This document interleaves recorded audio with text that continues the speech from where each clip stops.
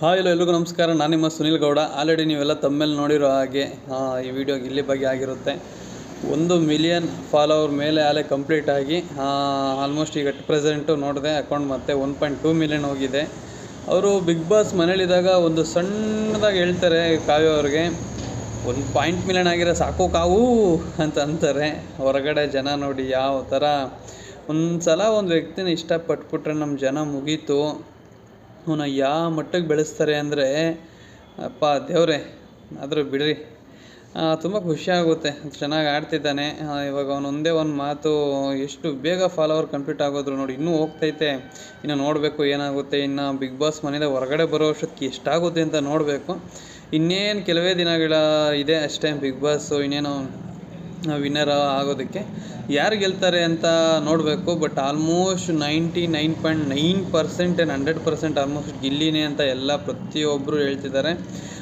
Entire Karnataka ಆಗಿರ್ಬೋದು. ಈಗ ನಿಮಗೆ ಗೊತ್ತು, ಈಗ ಒಂದು ಸ್ವಲ್ಪ ಕೆಲವು ದಿನ ಹಿಂದೆ ರಜನಿಕಾಂತ್ ಸರು ಯಾವುದೋ ಇಂಟರ್ವ್ಯೂ ಕೇಳಿದಾಗ ಅಲ್ಲಿ ಬಿಗ್ ಬಾಸಲ್ಲಿ ನಿಮ್ಗೆ ಯಾರು ಇಷ್ಟ ಅಂದಾಗ ಅವ್ರೊಂದು ಮಾತು ಹೇಳ್ತಾರೆ, ನಮ್ಮ ಬಿಗ್ ಬಾಸಲ್ಲಿ ನನಗೆ ಗೊತ್ತಿಲ್ಲ, ನಮ್ಮ ಹೆಂಡತಿ ಕನ್ನಡ ಬರೋದ್ರಿಂದ ಅವರು ಕನ್ನಡದಲ್ಲಿ ಇವರು ಗಿಲ್ಲಿ ಅಂತ ಇದ್ದಾರಲ್ಲ ಅವ್ರನ್ನ ತುಂಬ ಇಷ್ಟಪಟ್ಟು ನೋಡ್ತಾರೆ, ಗಿಲ್ಲಿ ಅಂತ ಅಂತಾರೆ.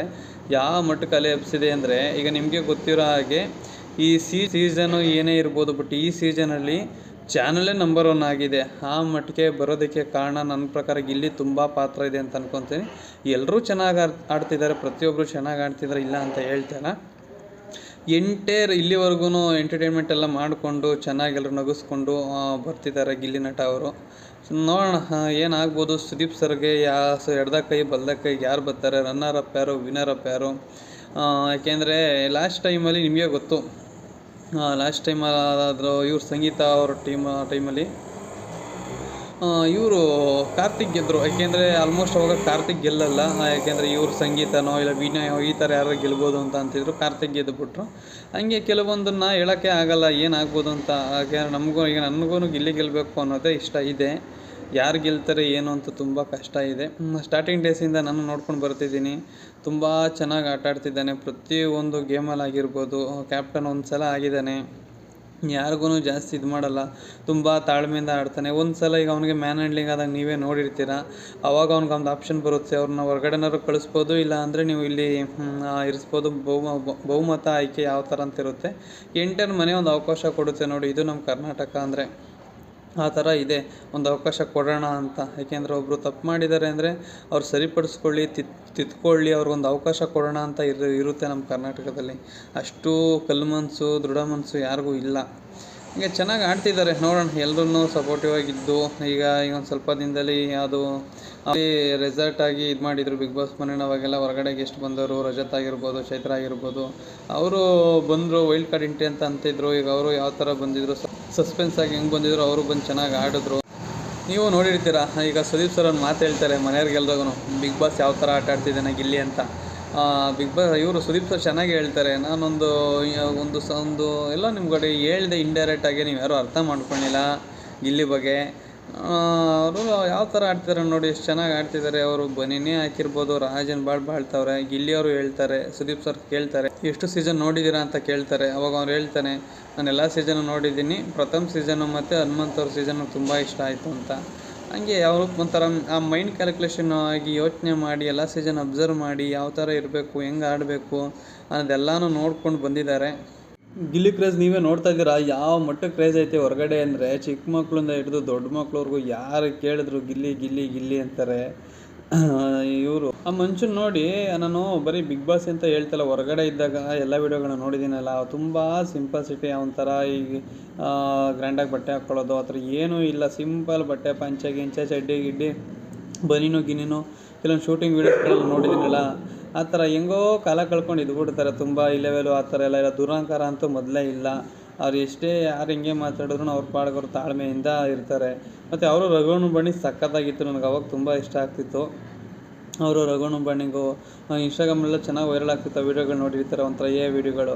ಹಂಗೆ ಏನು ಮಾಡ್ತೀರಾ ಪಾಪ. ಇವಾಗ ಬಿಗ್ ಬಾಸ್ ಮನೆ ಅಂದಮೇಲೆ ಗೇಮ್ಗಳು ಇರ್ತವೆ. ಅವ್ರವ್ರ ಮಧ್ಯದಲ್ಲಿ ಇವಾಗ ಅಷ್ಟು ಬಾಂಡಿಂಗ್ ಇಲ್ಲ, ಅಷ್ಟು ನಾವು ನೋಡ್ತಿಲ್ಲ. ಹಂಗೆ ಏನೂ ಮಾಡೋಕ್ಕಾಗಲ್ಲ. ಈಗ ಸುದೀಪ್ ಸರ್ ಎಲ್ಲ ಚೆನ್ನಾಗಿ ಹೇಳ್ತಾರಲ್ಲ, ವೀಡಿಯೋ ಎಲ್ಲ ಹಾಕಿ ಪ್ಲೇ ಮಾಡಿ ವಿಟಿ ಹಾಕಿ ಅಂತ. ಹೀಗೆ ನೋಡೋಣ ಏನಾಗುತ್ತೆ. ತುಂಬ ಕುತೂಹಲದಿಂದ ಕಾಯ್ತವ್ರೆ ಎಲ್ರೂ. ಆಲ್ಮೋಸ್ಟ್ ಎಲ್ರಿಗೂ ಈ ಸೀಸನಲ್ಲಿ ಏನು ಅನಿಸಿದೆ ಗೊತ್ತಾ, ಗಿಲ್ಲಿನೇ ಪಕ್ಕಾ ಗೆಲ್ಲೋದು 100% ಅಂತ. ಬಟ್ ಇನ್ ಕೇಸ್ ಏನಾದ್ರೂ ಗಿಲ್ಲಿ ಗೆಲ್ಲದೆ ಬೇರೆ ಗೆದ್ದರೆ ಯಾರಾದ್ರೂ ತುಂಬ ಅನಿಸುತ್ತೆ ಇದೇನಪ್ಪ ಇದು, ತುಂಬ ಆಶ್ಚರ್ಯ ಆಗ್ಬಿಡುತ್ತೆ. ಏಕೆಂದರೆ ಏನಾಗುತ್ತೆ ಅಂತ ಹೇಳೋಕ್ಕಾಗಲ್ಲ. ನಾವು ವೀಡಿಯೋದಲ್ಲಿ ಮೊದಲೇ ಹೇಳ್ದಂಗೆ ಕಾರ್ತಿಕ್ ಅವರು ಇದೆ ಆ ಸೀಸನಲ್ಲಿ, ಡ್ರೋನ್ ಪ್ರತಾಪೋ ಇಲ್ಲ ಸಂಗೀತ ಇಲ್ಲ ವಿನಯ್ ಈ ಥರ ಯಾರು ಗೆಲ್ತಾರೆ ಅಂತ ಅಂದ್ಕೊಂಡು ಹಂಗೆ ಇವರು ಕಾರ್ತಿಕ್ ಅವ್ರು ಗೆದ್ದರು. ಹಾಗೆ ಏನೂ ಹೇಳೋಕ್ಕಾಗಲ್ಲ, ಏನೇ ಮೂಮೆಂಟ್ಸ್ ಏನಾದರೂ ಆಗ್ಬೋದು ಅಂತ. ತುಂಬ ಹತ್ರನೇ ಇದೆ ಇನ್ನೇನು ಫಿನಾಲೆ.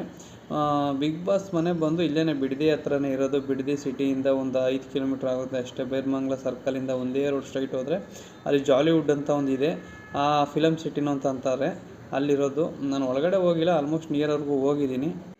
ಮತ್ತು ಸ್ಟಾರ್ಟಿಂಗಲ್ಲಿ ಈ ಒಂಟಿ ಜೋಡಿ ಅನ್ನೋದೆಲ್ಲ ಇರುತ್ತೆ, ನೀವು ನೋಡಿರ್ತೀರ. ಕಾವ್ಯರ ಜೊತೆ ಜೋಡಿಯಾಗಿ ಮನೆಗೆ ಎಂಟ್ರಿ ಕೊಡೋದು ನನಗೆ ತುಂಬ ಇಷ್ಟ ಆಗುತ್ತೆ ಸ್ಟಾರ್ಟಿಂಗ್. ಬಟ್ ಹೋಗ್ತಾ ಹೋಗ್ತಾ ಕಾವ್ಯವರು ಎಲ್ಲ ಒಂದು ಕಡೆ ಅವ್ರನ್ನ ಯೂಸ್ ಮಾಡ್ಕೊತಿದ್ದಾನೆ ಅಂತಲೇ ಅನಿಸುತ್ತೆ, ಅಣ್ಣ ಅನ್ನೋದು ಈ ಥರ ಅನ್ನೋದು. ಬಟ್ ಅದು ಇಲ್ಲಿ ನೀವು ನೋಡಿರ್ತೀರಿ, ಯಾವುದೇ ಕಾರಣಕ್ಕೆ ಎಲ್ಲೂ ಬಿಟ್ಕೊಟ್ಟಿರಲ್ಲ ಅವ್ರನ್ನ.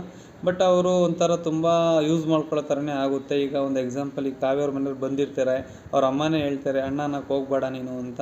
ಆಮೇಲೆ ಅವ್ರ ಮನೆಯವರು ಅಷ್ಟೇ, ಅವ್ನ ತಮ್ಮ ಯಾವ ರೀತಿ ಎಲ್ಲ ಮಾತಾಡ್ತಾರೆ ನೀವೇ ನೋಡ್ತೀರಾ. ಬಿಗ್ ಬಾಸ್ ಅವರೇ ಕೂಡ ಅವರು ರೂಲ್ಸ್ನ ಬ್ರೇಕ್ ಮಾಡಿದ್ದಾರೆ ಅಂತ ಕಳಿಸ್ಬಿಡ್ತಾರೆ.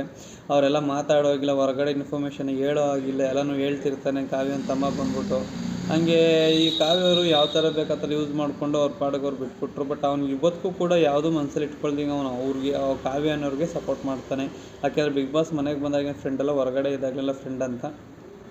ಎಂಟರ್ಟೈನ್ಮೆಂಟ್ ಅಷ್ಟೇ, ಯಾವ ಟೈಮಲ್ಲಿ ಯಾರಿಗೆ ಹೆಂಗೆ. ಈಗ ಸುದೀಪ್ ಸರ್ ಒಂದು ಯಾವುದೋ ಒಂದು ವೀಕೆಂಡಲ್ಲಿ ಇದು ಕೊಡ್ತಾರೆ, ಬರೀ ಖಾಲಿ ಪೇಪರ, ಅದನ್ನು ಒಂದು ಸಾಂಗ್ ಥರ ಎಲ್ರಿಗೂ ಹೇಳಬೇಕು ಅಂತ. ಅದು ಚೆನ್ನಾಗಿ ಹೇಳ್ತಾನೆ, ಡಮಾಲ್ ಡಿಮಿ ಡಕ್ಕ ನೀವು ಆಚೆ ಹೋಗೋದು ಪಕ್ಕ. ಆ ಡೈಲಾಗ್ ನೋಡಿ ಹೆಂಗೈತೆ.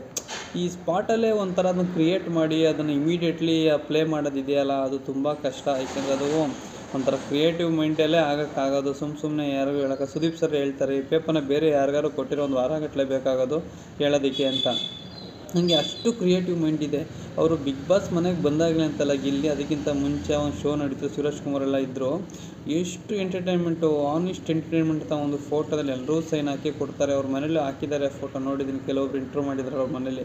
ಅವ್ರ ಅಪ್ಪನೂ ಅಷ್ಟೇ, ಅವ್ರ ಅಪ್ಪ ಅಮ್ಮ ಆಗಿರ್ಬೋದು, ರೈತರ ಕುಟುಂಬ ಬಂದಿರೋದ್ರಿಂದ ಅವರು ತುಂಬ ಸಿಂಪಲ್. ಮನೆಗೆ ಹಿಂಗೆ ಬಂದಿರ್ತೀರ ನೀವು ನೋಡಿರ್ತೀರ. ಅವ್ರ ಅಪ್ಪ ಅಮ್ಮ ಒಳ್ಳೆ ಒಂದು ಕೋಲ್ ಎತ್ಕೊಂಡು ನಮ್ಮದೊಂದು ಟಗರು ಮರಿ ಬಂದ್ಬಿಟ್ಟೈತೆ ಅಂತ ಎಷ್ಟು ಚೆನ್ನಾಗಿ ಮಾತಾಡಿಸ್ಕೊಂಡು ಬರ್ತಾರೆ.